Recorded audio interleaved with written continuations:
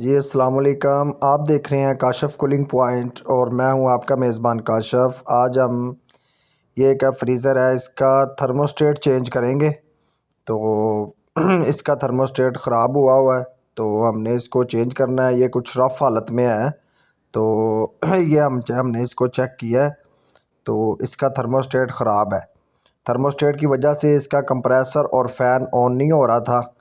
तो अब हम इसको, क्योंकि थर्मोस्टेट इसका दूसरी साइड पे करंट नहीं दे रहा था, तो अब हम इसको चेंज करेंगे और अपने भाइयों को भी बताएंगे कि आप इसको कैसे चेंज कर सकते हैं।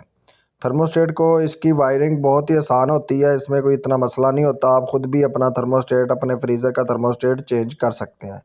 ठीक है जी। इसकी दो वायर होती हैं, ये दो क्लिप लगे हुए हैं, ये आपने उतार देने हैं। उतारने के बाद आपने इसकी जो नाब होती है उसको प्लास के ज़रिए से आपने निकाल लेना है। ठीक है जी। ये ऐसे आपने प्लास के ज़रिए से इसको निकाल लेना है। इसके अंदर एक नट लगा होता है जो थर्मोस्टेट को जिसके साथ फिक्स किया होता है, उसको आपने खोल लेना है। खोल के आपने थर्मोस्टेट बाहर निकाल लेना है।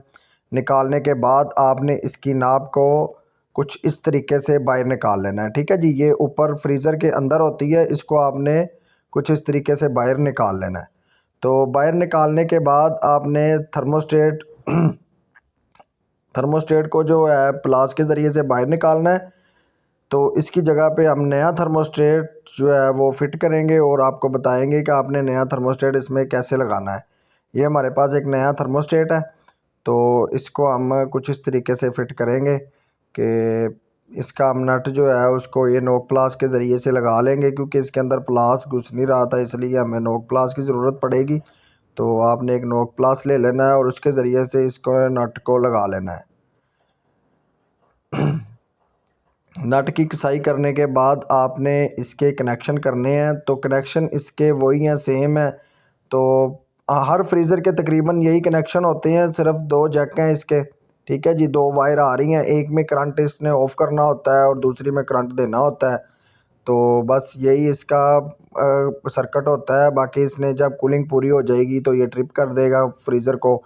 तो आपने इसकी वायरें कुछ इस तरीके से लगा लेनी है दोबारा। ये हम इसकी वायर लगा रहे हैं। वायर लगाने के बाद आपने इसकी नाब जो है इसको उसके अंदर, जो फ्रीज़र के अंदर पाइप दिया हुआ है ना, उसमें ही लगाना है। ठीक है जी। हम इसको एक शॉपर बैग के ज़रिए भी इसको ऊपर से कवर कर देंगे कि इसमें पानी वगैरह, मट्टी वगैरह जाने की वजह से ये जल्दी ख़राब ना हो।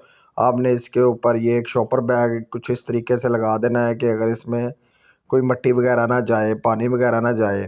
तो आपने इसकी नाब को कुछ इस तरीके से लगाना है कि इसके अंदर कुछ भी नहीं होता, सिर्फ एक पाइप होता है। आपने परेशान नहीं होना, कोई किसी चीज़ का कोई मसला नहीं है इसका। तो आपने ये, इसके फ्रीज़र के अंदर एक पाइप होता है, ये पाइप के अंदर ही ये नाब होती है। ठीक है। इसमें कोई गैस का कोई चक्कर नहीं होता। तो आपने इसमें जो नाब है उसको बेफिक्र होकर जितनी अंदर जा सके उसको भेजना है। तो इसकी नाब को आपने इसके अंदर एडजस्ट करने के बाद,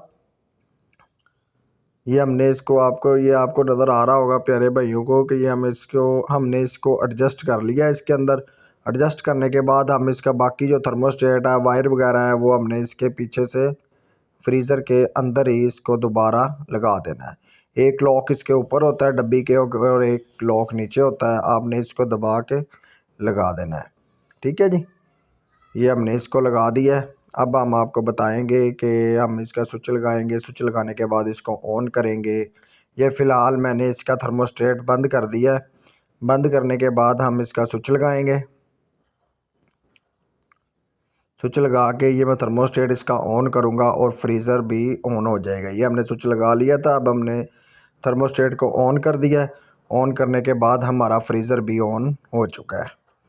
तो कुछ इस तरीके से आप इसका थर्मोस्टेट चेंज कर सकते हैं। इसकी स्पीड 1 पे स्लो होती है और 7 पे तेज़ होती है। ठीक है जी। अगर आप 1 2 3 पे करेंगे तो स्लो हो जाएगी, और अगर आप इसको 6 7 5 6 7 पे करेंगे तो तेज़ हो जाएगी। ओके जी, अल्लाह हाफ़िज़।